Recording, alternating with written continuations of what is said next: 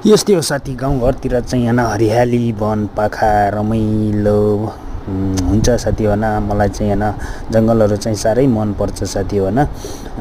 किनकि हाम्रो गाउँमा चाहिँ एकदम पहाड छ तपाईँको होइन, हरियाली ठाउँहरू। यता हामी हिँडडुल गर्ने, घाँस काट्ने, दाउरा काट्ने, हर चिज गर्ने हामी यिनी बाटो पुरै हिँडिन्थ्यो साथी है।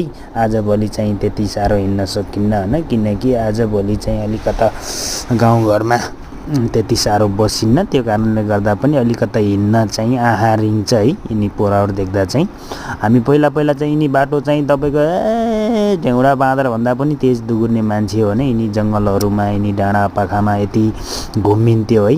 घाँस दाउरा गर्ने बेला चाहिँ होइन साथीहरूसँग घुमघाम गर्नलाई। अब कहिले चिउरी पाक्थ्यो, चिउरी खाने तपाईँको होइन। अनि झोल्का खोज्ने, गोटा खोज्ने, अनि तानु कम्ता हिँडिन्थ्यो साथी पहिला है।